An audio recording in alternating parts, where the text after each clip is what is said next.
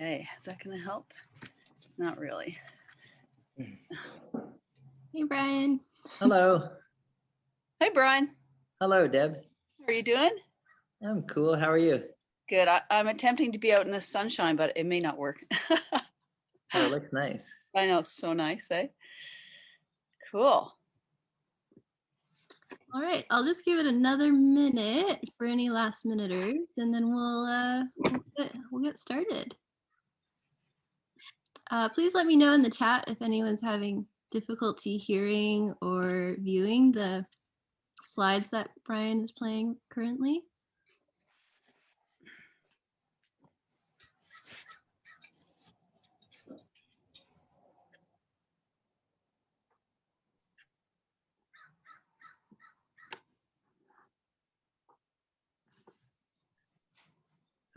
I feel like I'm on TV.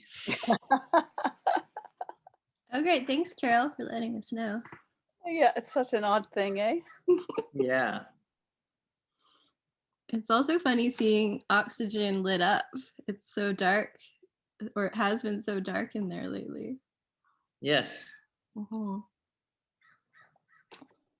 right, so it's 12:05. I'll keep letting people in if they show up, but if everyone's good to go, we can start in earnest. We have a hi, Brian, Sure. from Rena in the chat. Hello. All right. Okay. Well, welcome, everyone. Thank you so much for joining us today for Brian Lye's Artist Talk. We have folks joining us from the Kootenays, Ontario, the coast, and everywhere else in between, so thank you. My name is Julia Prudhomme. I am the Executive Director of Oxygen Art Center. I join you today from my home, which is located on the traditional territory of the Sinixt people. As an uninvited guest, I honor their ongoing presence on this land, and am grateful to live and work here. Today's talk will begin with a short introduction, where I will then turn to Brian, who is joining us from Oxygen Art Center, to discuss his work and share slides and videos of the exhibition.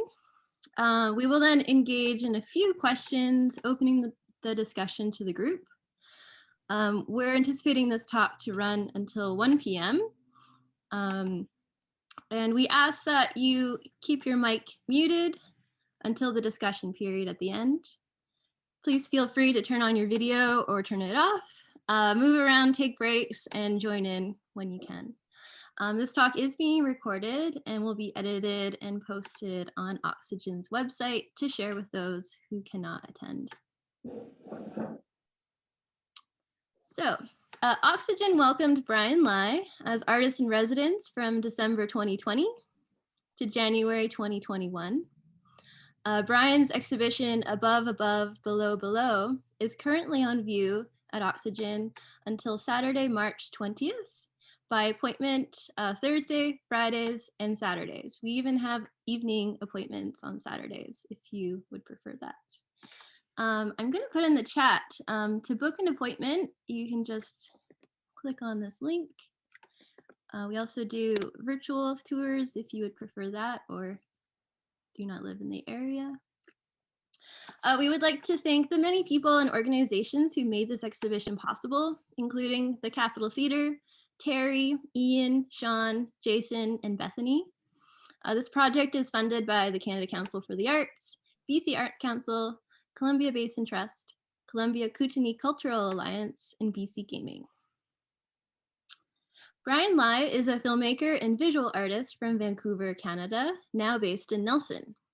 His lens-based works are preoccupied with magic, humor, and the everyday.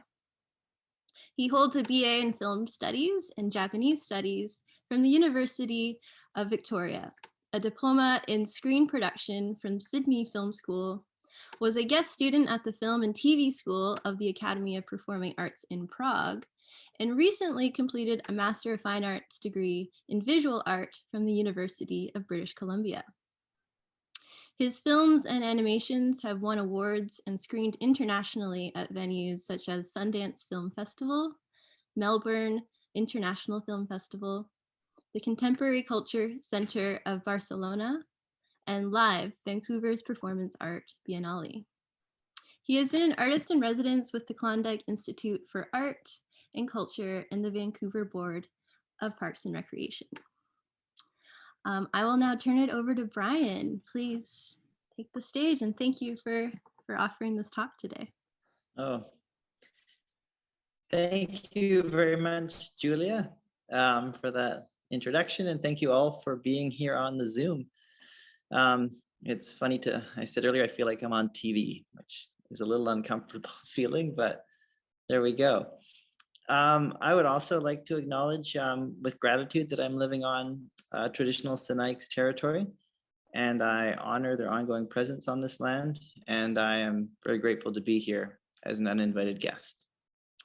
I want to show an image to start, and I want to talk a little bit about the context for my project and how I began the journey.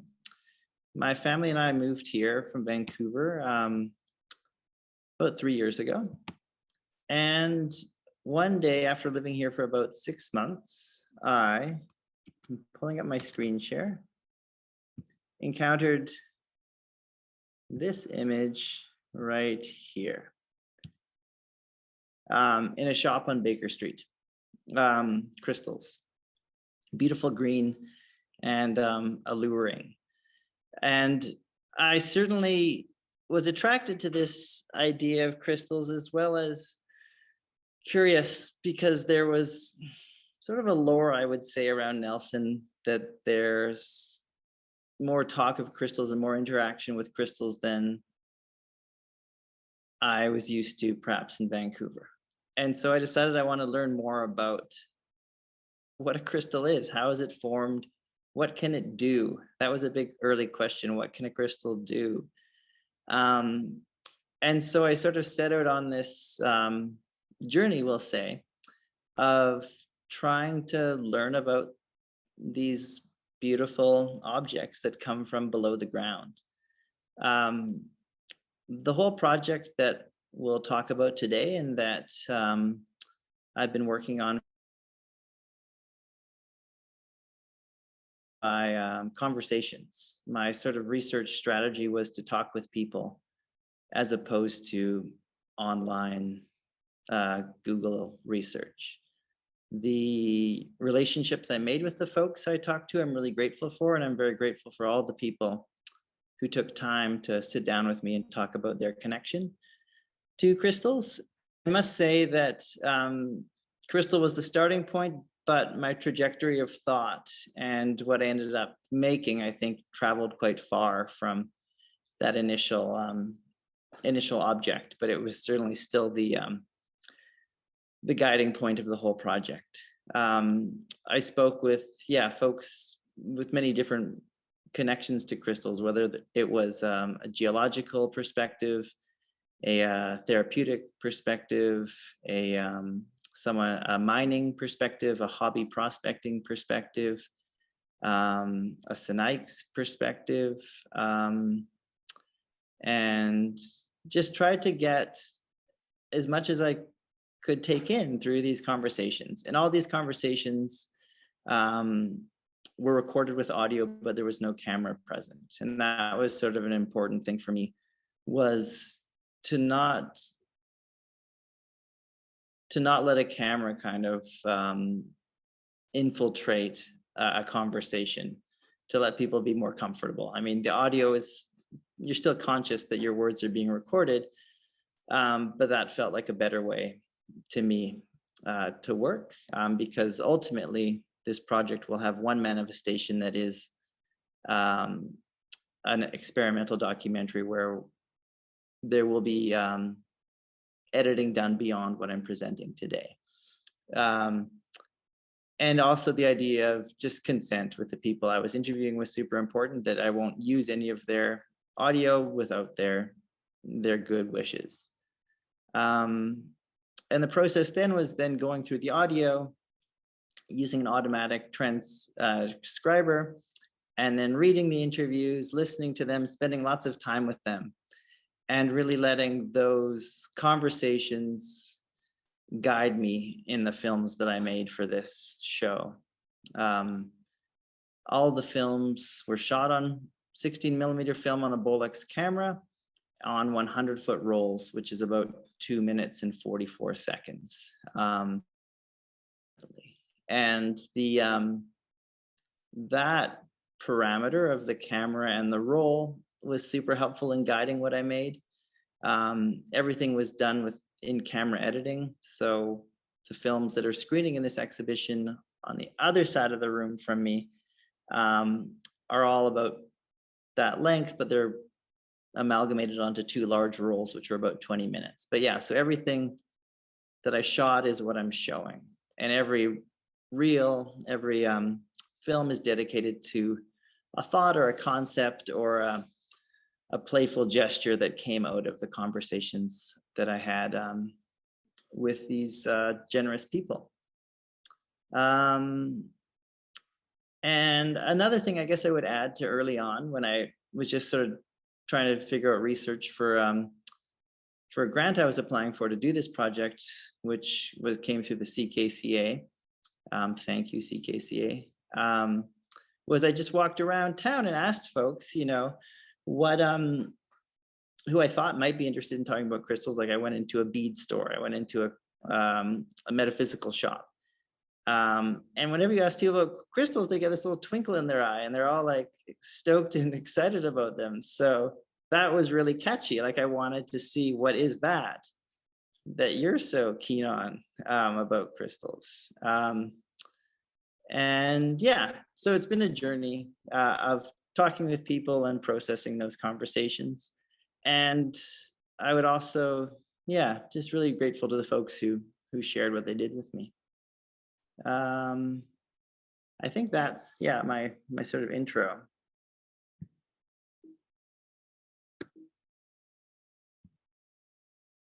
I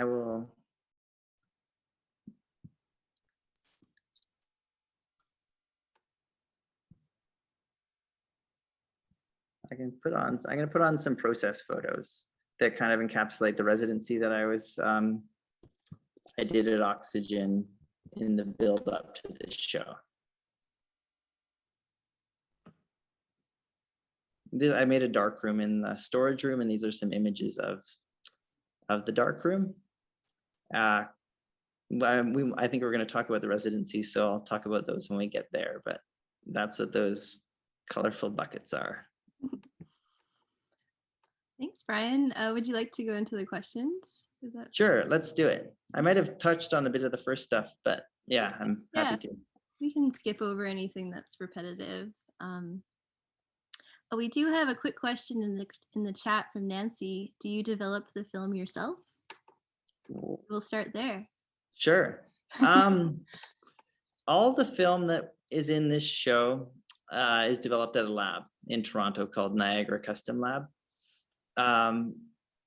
That said, what we're looking at right here, I developed myself. And the reason I believe I didn't go with developing everything for myself for this show was because I wanted to print positive images that I could show physically on film. And my hand developing skills, I would say, are quite consistent with processing the film to a negative strip. But when I wanted to get a positive strip out of the film, I had temperamental results, which in some ways were interesting, but in other ways weren't quite what I was hoping for. And also color film, I don't have the skill set or the experience to hand process that. But what we are looking at right now was a test strip of printing to reversal. And I was playing with titles a lot because one of the cameras that I own, I bought from a fellow in Trail. And he gave me his whole kit that he purchased in the 1970. And he said he'd used once to make a film, which he'd shot on Kodachrome. And it was all this beautiful footage of the Kootenays, the West Kootenays.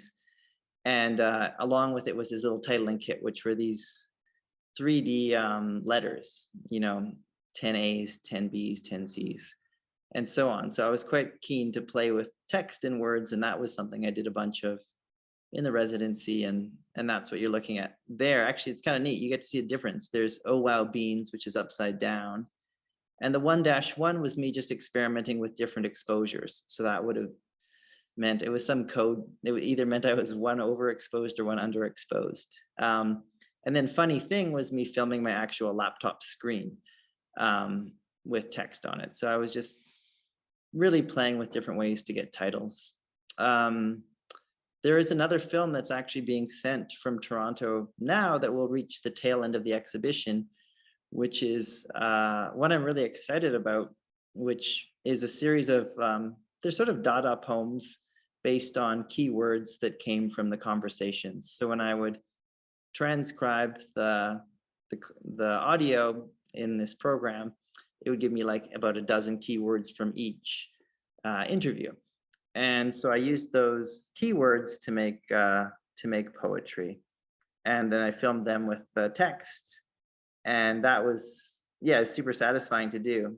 And so I'm actually really excited to see those come to fruition. So that's the lettering kit. It came on that beautiful blue, so it's quite lovely to look at. And yeah, and then this was just sort of studio play, cutting out different words such as fossils, color, people, day, melt, metamorphic, pressure, Cretaceous, stones, color, connection, mining. So it was a really rich process of talking with people, because my thinking went in many different directions based on the folks I spoke with. Thanks, Brian. Maybe we'll stay on wordplay right now, and then we'll move to Ian's question in the chat. Could you elaborate on the title of the exhibition, Above, Above, Below, Below? Sure. I think there's different ways I approached that title. One big kind of guiding thought in this whole process was I spent a lot of time at the Chamber of Mines museum on just a few blocks from here, and the curator there, Brad Gretchen, was incredibly generous to me, and we had a lot of chats, and I'd email, and I'm like, but why? What makes a crystal like more cloudy, or what makes it more clear? And he just had all the answers. Like, his knowledge of minerals and things taken from the ground and their range of applications is fantastic. And so through talking with him, he just it just came so obvious to me how, like, everything that I interact with that keeps our Western society afloat, our world afloat, is been extracted from the ground. Like the spoon I eat my cereal with, the toaster that makes my toast, the phone, this device we're talking on. And it's kind of an obvious thing, I think, but when you sit everything around me that has been extracted, it's immense. And again, I have this kind of like stoner like realization about it, but it's also very sincere. So yeah, it was really just thinking about what's been taken and pulled up, and how do we interact with these things on the up, and what do we put our time into creating, and what do we create to take more things out. And so that excitement around, I mean, excitement's probably not the right word, but that awe of the sheer amount of things we pull from the ground, and then also how mining is somewhat hidden. And I don't think I really connect with the processes and the ingredients per se of all these objects that I depend on. And then the other above, above, below, below, like the specific wording came from a clowning course I did maybe 8 years ago. And David McMurray Smith is the man who teaches that class, and it's quite a fantastic class in that it's billed as creative and personal development through clown. And David just creates a very safe place for people to explore their inner selves and their ability to connect with the outside world around them. And one part of his program is we make masks where we close our eyes and we make just the face of a sentient being out of clay. we make 6 over the course of perhaps 6 weeks. And it starts with north, and you just think of north and you're just making something. And there's also a color attached to it, I believe. And then once you get through north, south, east, west, you do above, and you're okay, oh, what's above to me? And then below, what's a below to me? And then just that, so that's saying it also rolls off the tongue quite nice, above, below. So I kind of feel through many of the conversations I had with people, a lot of interesting things were spoken about our senses and how colors have a frequency and a vibration that if you're able to really kind of tune into it, you can. Or a person taught me how to actually communicate with a crystal, and it involves sort of like breathing. And so there's all these processes of kind of working with your body in a way that I perhaps hadn't engaged with very much. And they all sort of seem to parallel a lot to what David had been doing in his clowning class. And if we talk about later, there's a crystal healing film that I shot as well. And that, again, I see lots of parallels to the clown work. Great, thanks. So yeah, let's hop over to Ian. Actually, this is Stephanie's question. What have you learned about the metaphysical nature of crystals? Aha. What have I learned about the metaphysical nature of crystals? I would say, I probably describing the crystal healing sessions may be the best way for me to answer that, through witnessing. So there's a film. I'll actually just put it on. It's probably the best way to do this, and I can talk over that. Oh, that's a different one. Crystal healing there. So to answer Stephanie's question, I suppose a lot I learned was the connection between crystals and healing. I think a lot of it lies in considerations of energy and color and vibration of objects and vibrations and chakras, areas of different energy in our body.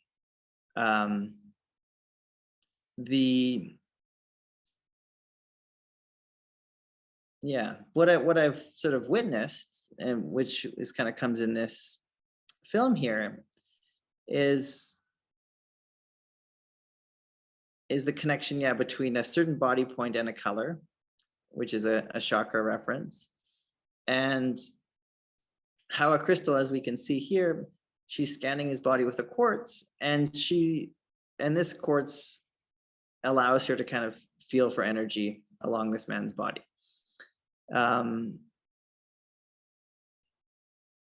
She said you could also do it without a crystal, with just your hand, but the crystal kind of amplifies and allows one to connect better.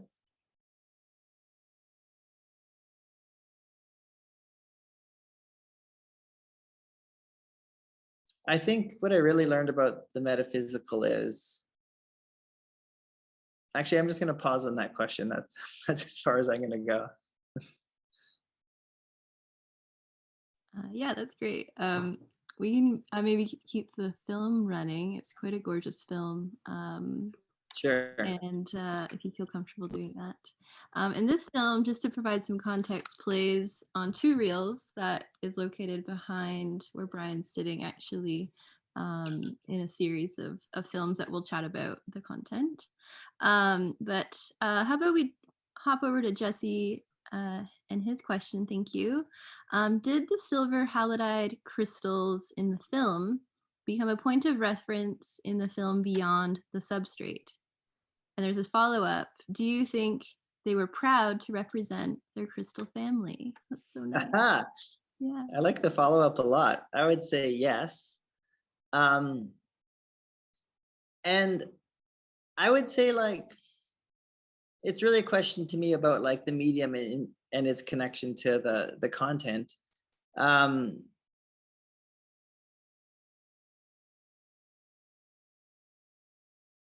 don't think I ever really specifically thought what is this silver halide crystal on this film thinking about what I'm shooting? I kind of thought, oh, that's a nice connection, that I'm curious about crystals, and the medium is really based in that form as well. Yeah, but in terms of, do I think that there was like a, let's say, stoke between the silver halide crystal and its time spent with looking at crystals? I would say by all means, yes.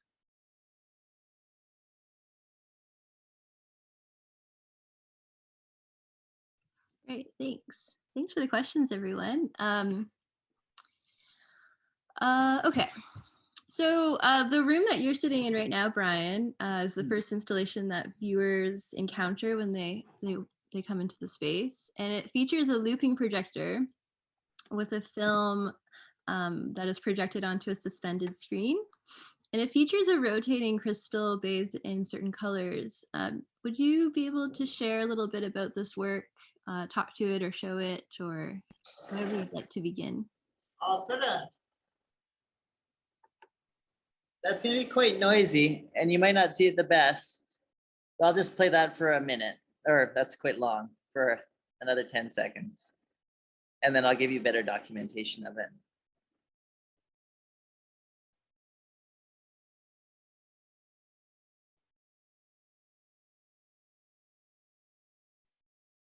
Awesome.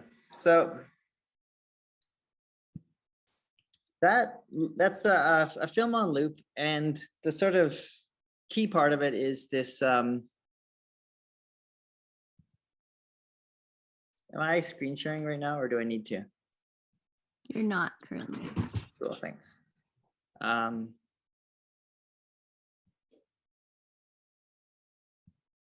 Thanks for your patience, everyone, with this. There we go. Is that visible? Great. Yeah, so so speaking of this spinning crystal, it's a quartz crystal that I purchased for $32 plus tax at the local crystal shop. My initial point was to just work with crystals found locally, but I found just branches took me elsewhere. This one specifically, it's made through stop motion animation, and I wanted to animate the crystal to give it to play with this idea that it is vibrating, that it is conscious, that it is living. And so the choice of how to animate it was obviously the question. Have it just zigzagging back and forth, dancing up and down. And I kind of feel that the spinning made sense because a lot of conversations spoke about infinity loops and cycles of life and continual journeys.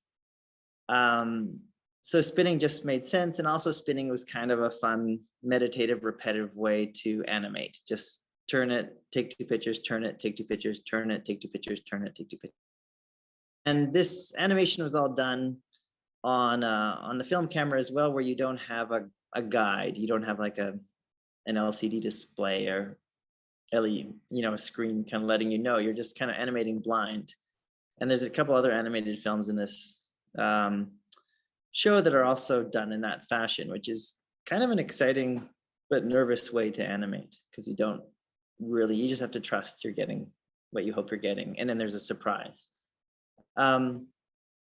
Yeah, colors, this one we're looking at, I call Roy G. Biv quartz crystal. It's scanning through the rainbow spectrum from red to violet. And it's lit with lighting gels, cinematic lighting gels. I just put them over the lights, and I had a certain count for how many rotations it would do before I would switch on to the next light. So I was able to fit 7 colors in neatly on the 100-foot roll. It was kind of fun to play with it. It's on a floating or somewhat floating screen that's suspended from the ceiling, and it's also rear projected. So you can look at it from both ways. A nice tie into that crystal healing was that what Sequoia, the woman who performed the healing, told me was, if she's spinning clockwise, the quartz crystal, she's putting energy in. And if she's spinning counterclockwise, she's pulling energy out. And I kind of like to play with that, or think of that if you can. I put a chair on the other side, on one side of the screen, so you can kind of sit and you can maybe try and allow yourself to have energy taken out, or if you want to sit on the other side, you can pump good things in. And also just the idea of color came up a lot.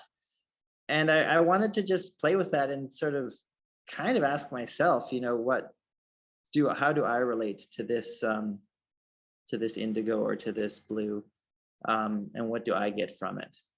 And yeah, it is on a looping projector, and that is kind of important for this one film in particular, because just to keep the cycle going and to not really break it. Because in the other room we have a projector playing that has 2 long reels on it, and that requires a projectionist. And so there's a bit of a performance in the show, perhaps, of the projectionist loading it up, setting it up, and then rewinding it on hand reels when the reel is done. Yeah. Great, thanks. And we'll notice in this documentation there are a certain amount of objects included in the installation. I'm wondering if you'd like to discuss these elements, how they inform the installation, the film, or the exhibition in general.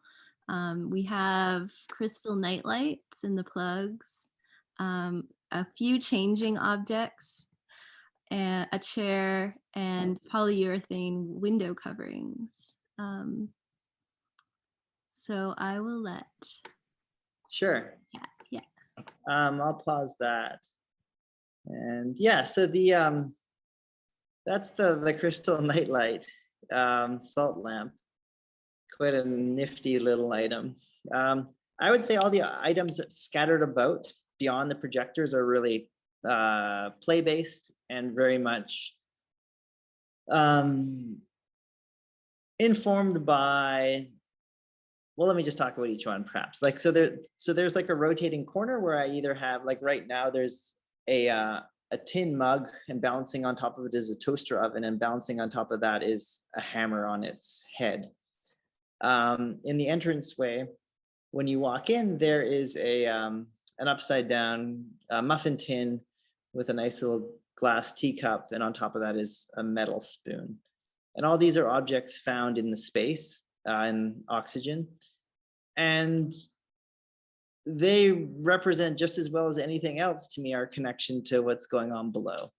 And it's fun to play with these objects that are kind of, you know, like the toaster oven. It's kind of like not that satisfying of an object ultimately, but it's also heavily mass produced, and chances are most of the folks here have one of these on their kitchen island or something like this. And they're kind of fun, and to play with balance with them is kind of playful and fun for me. But they are rooted in like the idea of the extraction of resources and what do we do with these things, and sometimes that's quite silly. And so, yeah, it's a fun thing, because I come in here every week and I'll grab something different from the storeroom and balance it in a different way. And then the night lights, I mean, they really, it's just commenting on the product, right? Like the crystal, like everything else is a product, and it has a history. It's been mined, it's been packaged. These have come on the box that says from Pakistan. And it's not to forget, you know, there's crystal commerce, just like there is everything else. And that's, you know,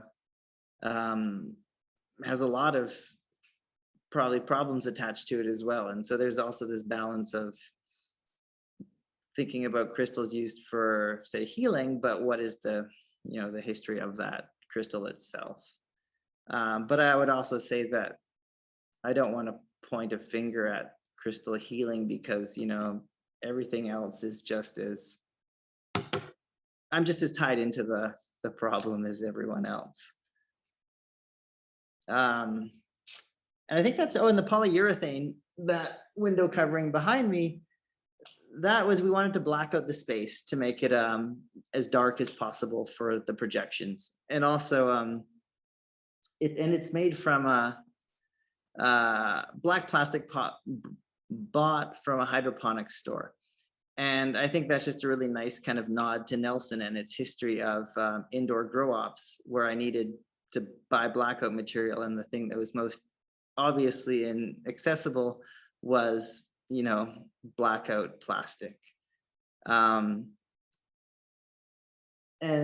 also the darkness of the space, I would say, is all tied into the idea of making a really large dark room, which I used when I do hand process film, and I do that in pitch darkness, and it's just like this wonderful time of really just feeling with your hands, and that's the time to connect with the medium in quite a special way, listening to Brian Eno or something like that.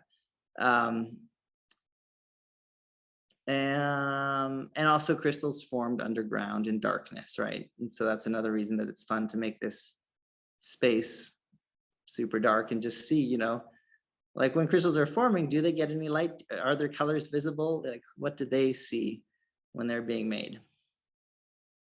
Yeah, that's sort of, I think, what I gotta say about that. Cool, thanks. Prophecy and Marina, I'm not skipping over you. I'll get to you after, but I think Zoe's question ties into especially the night lamps. Zoe says, when you and Zoe moved in together, you were in opposition of Zoe's display of crystals in the bathroom. You referred to it as Zoe's spiritual corner. How has research changed or solidified your perspective? Great question. I'm blushing. Fantastic question, love. Well, I guess I have, how's my perspective of having crystals in the home changed? I'm much more for it. I think I'm much more, I acknowledge that so many people do. Like I wanted to make one of my films on my bucket list that hasn't been made yet is just to go around and film different people's like corners or altars or just crystals that they have in their bathroom, their kitchen, wherever it is, because I think it is such a common thing, and it just kind of speaks to everyone is kind of connecting with this object from their own place, whether it's just decorative or it's aesthetic, you know, or there's something, a connection that's felt from it. So I don't know if I fully answered Zoe's question, but yeah, no, I'm keen on the crystals that are in our house, and yeah, not a very good answer. Maybe a follow-up would be from Prophecy. Prophecy asks, have these experiences changed your overall making process?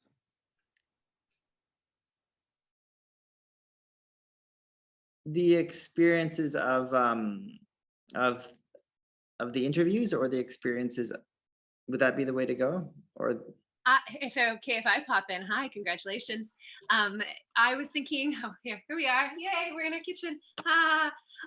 We were thinking about the experiences of all of the making of the work, like using all of the materials, also with the interviews. I'm just wondering, like, has this expanded your practice or in any way shaped it or in new ways that you hadn't imagined yet? Nice one. Well, I think it was kind of new to really make the body of work based on conversations. Like I think that was something I'd never done before.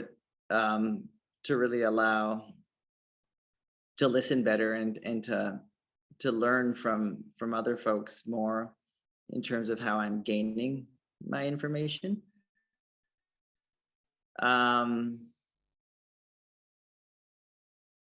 What's been different? I often will have a crystal in my pocket. That's a bit different. And I mean, I think it's also been a real luxury to be able to spend time, this much time with film and just thinking of short, singular films that are based on one idea, and to really kind of simplify the filmmaking process into this 2 minutes and 40 seconds is just going to be based on one idea, and it's all going to be in camera.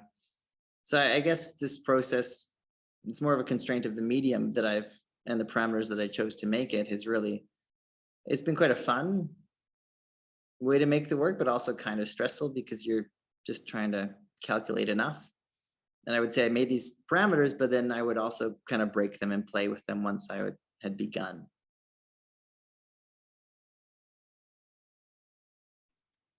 Thanks. We have some fantastic questions in the chat. But I think you're kind of pointing to the second space with the 2 reels. Would you like to speak a little bit to the specific films or share any video or images of that installation?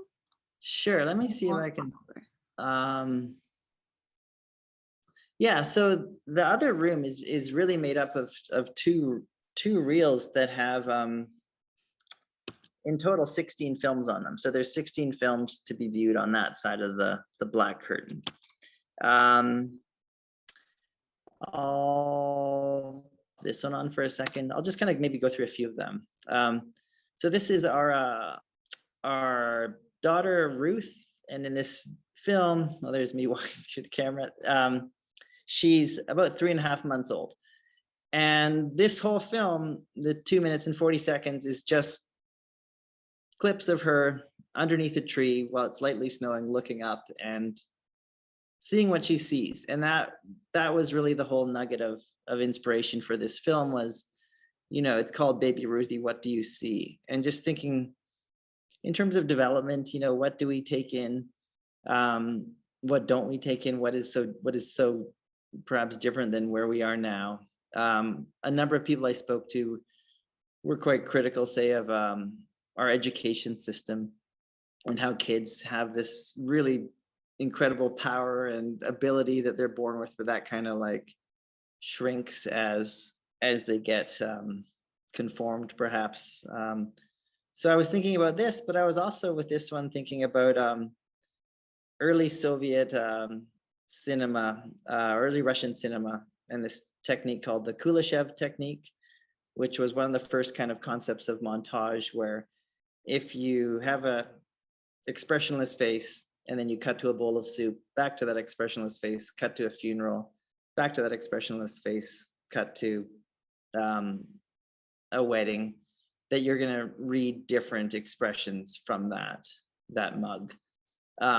So this is kind of that, but without the cutaway. So it's really just allowing one to kind of stay focused on that face, and she's doing the cutting away, is sort of how I'm seeing this one.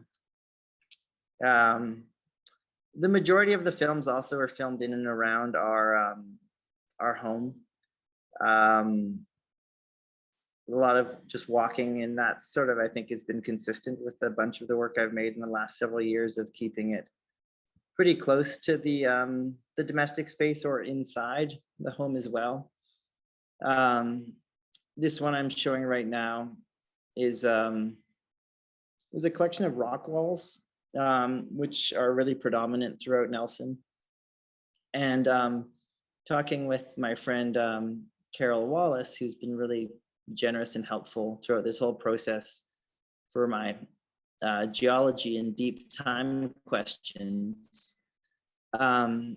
It's more give or take. All these rocks that we're looking at were formed, around 160 or 70 million years ago. Carol might correct me, but I think that's right. And that's fantastic, right? Like, they weren't perhaps above the ground, but their processes and their formation began so long ago. And then the whole town, like in our backyard, all the rock work was built from these rocks which were found on the property. And so I find that resourcing of this material quite interesting, and just the capacity to just walk around and really connect with time through gazing at these dry stacked rock walls. So this film is just that collection of really old rocks, and that's another thing that this project has led me to think about is deep time, and it just kind of can blow your mind a little bit, or mine. And maybe I'll try and pull on one more. That's a nice one. Okay, how about that one? Actually, I'll do. How are we doing for time? Oh, we're getting close. Geez, Louise. I'll do maybe a more exciting one. Where is it? What's the animation one called? Crystalization. There we are. This one is another stop motion, which one of the things that Brad at the Chamber of Mines had sort of told me was a crystal's external structure, as you break it down, the atomic structure is still the same shape. And this idea of something so tiny as it grows still remaining the same, in the same formation was this kind of lagging, so you're not going to get the smoothest animation. Bummer, hold on. We'll just play it. Let's see. Apologies. But yeah, I was trying to figure out how I could play with this idea that crystals, when you break them down, when you expand them out, they're still the same shape. Like their lattices, they interlock in this very specific way. There's 7 different structures. So I was trying to think of, you know, little stacking dolls or things that kind of have a similarity in scale when they're large or small. And Zoe and I were brainstorming, and we thought of like big toothpaste and like, you know, like tiny hotel-sized toothpastes. And it was quite fun to kind of play this game of what's big and what's small that looks the same. And then it ended up with getting really excited about baby corns and so produce and things from the grocery store became the subject for this film. So it's really, yeah, just playing with big and small, really, and thinking of symmetry and thinking of patterns and repetition. And this hammer kind of is like breaking it down. So you get your baby carrots. Carrot will do a little dance, and then we'll smash that carrot and see the pieces. The parts in the whole are the same, I guess is the exciting part. And animating is a lot of fun. And color film is really lovely as well. Yeah, what do you think, Julia? Any others that I should show, or? Maybe it might be fun to chat about the brick throwing film. Sure. If that one's available. I don't really have that one available. I just have a still. Maybe you could describe it, or. Sure. Yeah, that's the one that I don't have captured. But this one again takes me back to the clowning course where David would give us this exercise where we would have a foam brick. You throw it, you watch it land, you close your eyes, and you walk and you try and retrieve it. And I think that exercise was really just trying to connect with different senses and different abilities of the and potentials of our bodies to give the eyes a rest and let other parts of the bodies lead. And Brad at the Chamber of Mines told me how he does this thing called divine prospecting, where before he goes out to look for a certain material, say it has potassium in it, the night before he'll eat a banana, and it has to be within this like specific like 12 or 16-hour window. And then the next day he has the banana in him, and when he goes to look, he goes into the woods and he kind of closes his eyes and he just spends time looking around very slowly. And then all of a sudden he stops and he like looks for some part of vegetation and goes, and he has this brilliant success rate. And he says it's a lot tied into this brain that he has in his stomach that's connected to what he brings into it. And other things like other minerals we talked about. There's a crystal called, I believe it's called bismite or bismuth crystals. And those, if you drink some Pepto-Bismol, you can connect to the bismuth crystals. And then you can YouTube how to make your own bismuth crystals out of Pepto-Bismol. But yeah, this brick one was, I think, was somewhat led by that idea of the potential of our body that we maybe don't always nurture.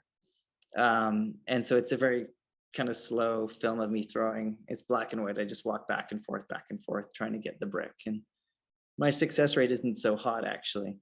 But yeah, that's that one. I think most of the films kind of do have a very direct, like the lens is parallel to the subject, and there's very little camera movement in all of the films. It's almost like still photographs that have life within them. And I think that's because I'm just kind of really with this process, fascinated with capturing the specific objects or landscapes. And I think there's also like a deadpan quality to just these like collections, like a bunch of them are just collections of items.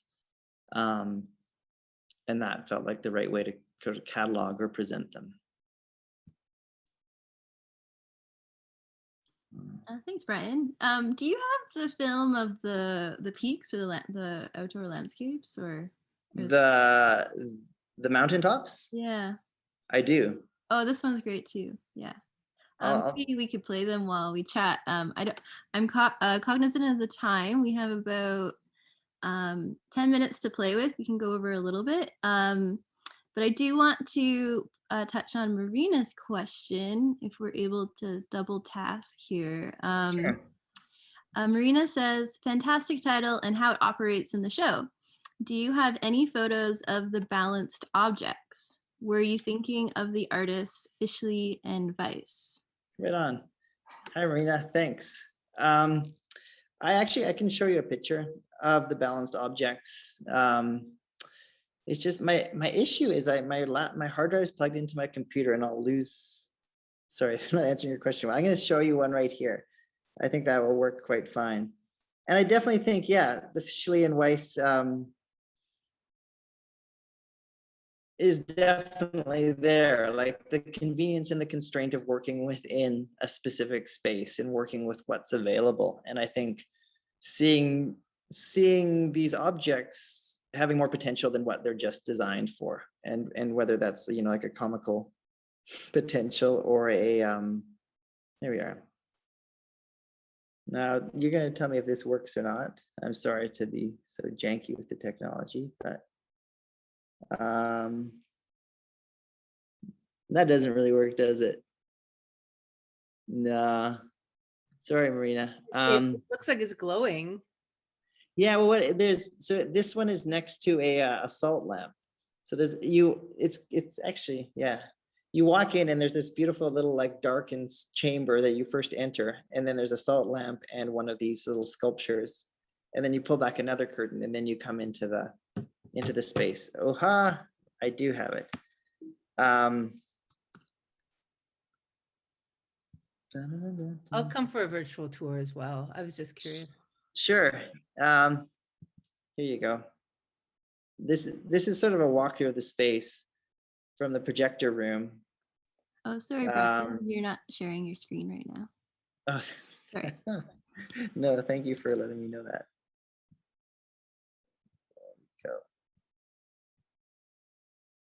There we go. So this is the mini cinema on this one side, and then you cruise over, and here we have our animated quartz. And originally this was playing on quite a larger screen, but it just felt wrong to have it too big, and so it's sort of a pretty humble little like 2 by 3 foot screen, and which just felt just right. And then I'll get to the image, I'm pretty sure. Yeah. Here we go. Sorry, this is kind of janky. Those are crystals that I grew over the course of the residency, little alum crystals. And alum is used for pickling, and they're done in mason jars. There's our title, and then we'll swerve around. There's a collection of crystals, some that were lent to me from folks and others that are from our backyard. And there's a little shot of the, oh, come on, Brian. There we go, that's the balancing act. So it's just beautiful little glass teacup with the upside down muffin tin and the spoon on top. And some days that's just a hammer. Like I think the day that we were doing our first screening, the hammer was still laid out on the floor, but it was balancing on its head in this really kind of like magical little way. And so I'm like, okay, that's got to go in. And so, and there's the toaster, but it's not, you can't see it too well. Yeah. I'll send you some good photos.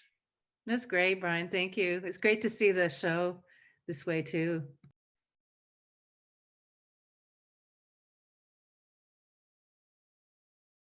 Yeah, the medium is very much alive in it. In the whole show, they kind of go hand in hand.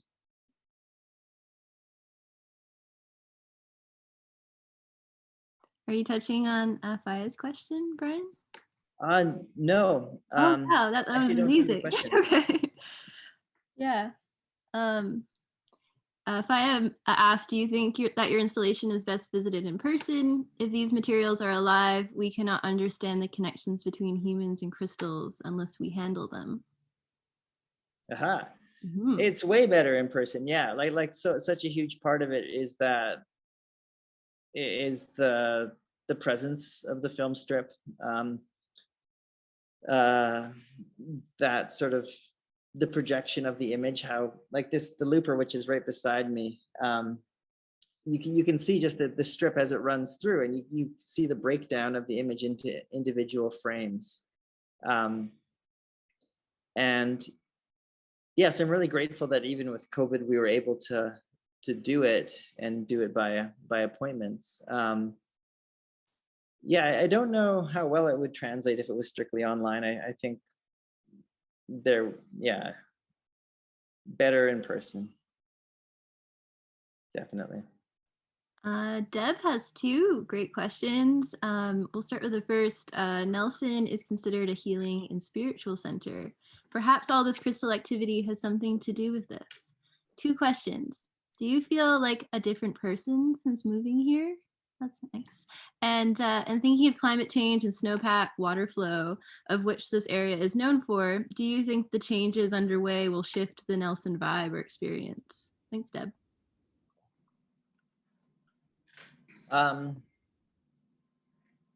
Do I feel different from moving here? I guess I've had more time to ponder crystals. I don't know if I really feel that different.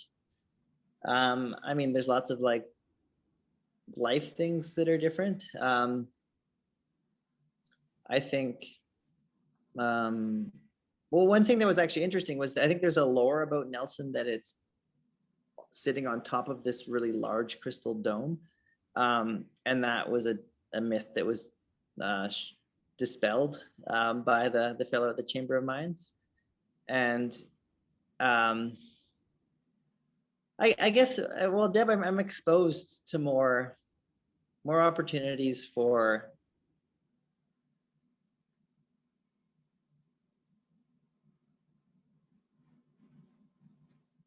no, I've definitely changed. Yeah, I've thought more about crystals and how they can they can make life better. But I think it's not so simple as that, really. I've more opened up to seeing different things and not dispelling things, and respecting people's opinions and beliefs on what they believe. In terms of the climate related question, could you just ask me it one more time or rephrase it?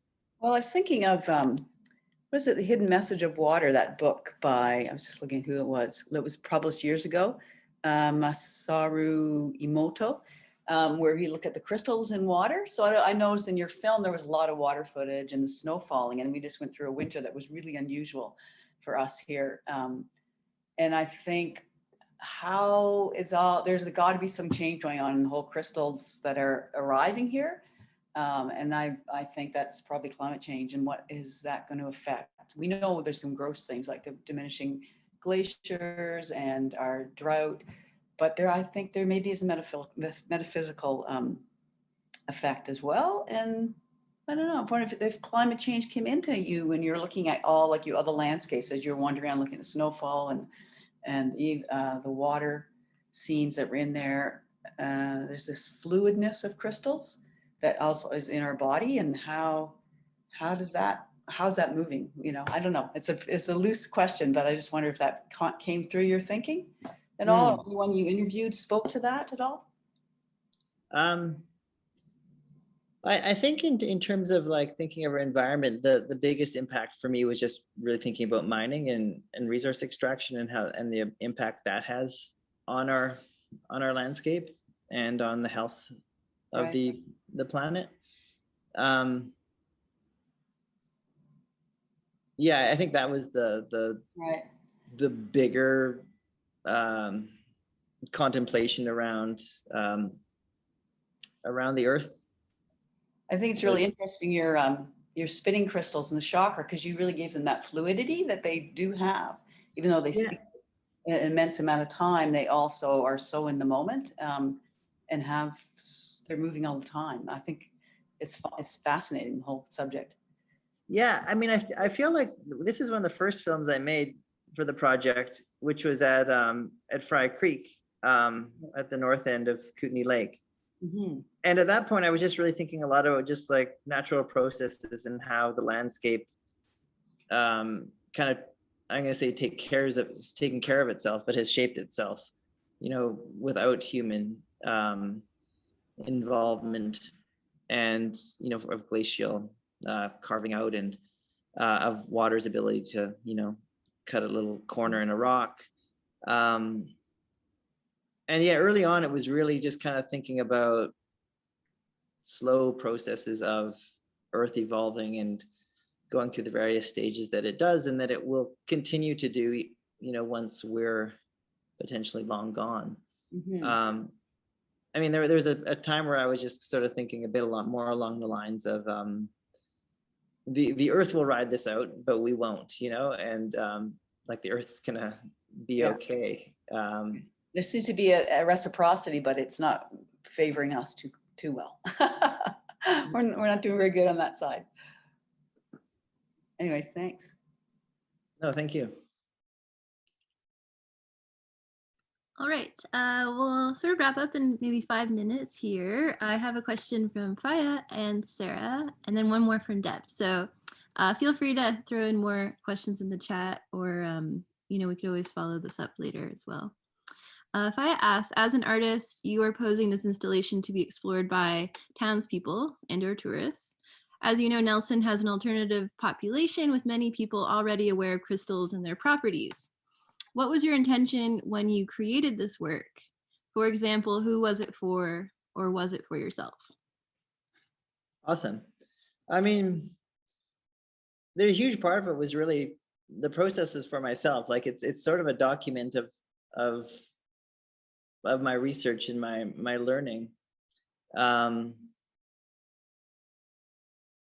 Yeah, I think I couldn't deny that.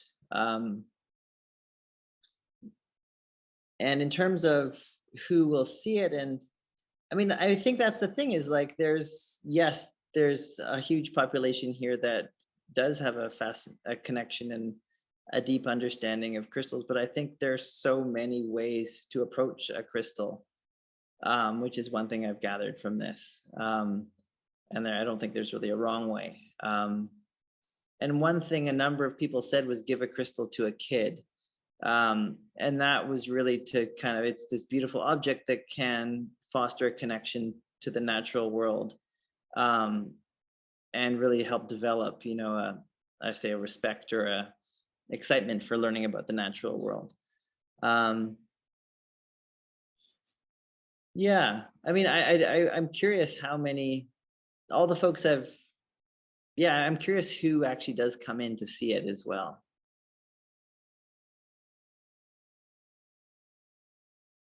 Great, okay. Sarah asks, eat more brick.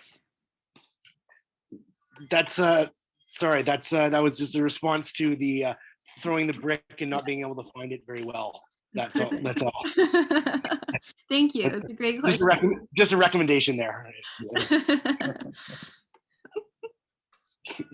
You can move on. I don't think that.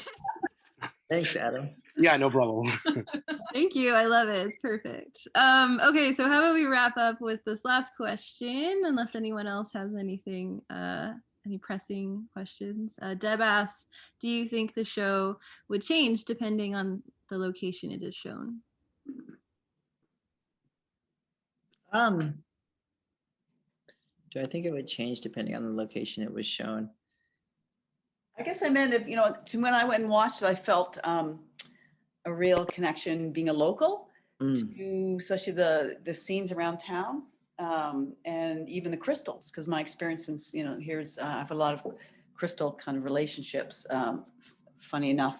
But I wondered if you took it to Kelowna, if you would have to morph it to be more site specific, I guess, is what I'm thinking. Right. I mean, it definitely, like, it's very Nelson's, like, is all throughout this project. But I guess I would just be curious how other folks would take it in. I mean, I think the context of it was, and it's helped me, you know, ground myself a bit better in where I'm living. Yeah, I don't think I would change too much if I was to say try and show it in another place. I mean, it would open new conversation, I suppose. Yeah. Could be good residency. Go somewhere and research crystals there, however. Could be fun. Well, they're a really wonderful thing to talk with about. Hi, Lyndon. To talk about with people, you know, because there's a lot of opinions, and I think it's also a starting point. Like, many people also said, a crystal is a gateway. You know, it's going to take you places. Yeah. Nice. And I think, you know, like, I certainly didn't. I think I thought initially that this would be heavily rooted in metaphysical, but it really wasn't. I mean, that's there, but there's much more than that, I think, for me. Nice. Thanks. Well, thanks, Brian, and everyone joining us today, and all your fantastic questions. It's been great. Brian, was there anything else you'd like to mention or note before we wrap up here? No, I really appreciate everyone coming, and your questions and your ears, and thank you for the opportunity to talk about it. Great. Thanks. Yeah, you can unmute yourself. I don't know how to do all that. We can clap. Thank you. Hey, Oh, great. Great job, Brian. Great show. I'm eating a bookmark. Yeah. Yay. Great show, Brian. Oh, thank you all. Congrats, Brian. Thank you. Wish I could see it in person. I wish so as well. Well, thanks, everyone. And thanks, Brian. That was great. Thank you, Julia, for hosting. Yeah, definitely. Well, I hope everyone has a nice day. And thanks for joining us. That was really fun. All right. Bye, everyone. Bye. Bye. Bye.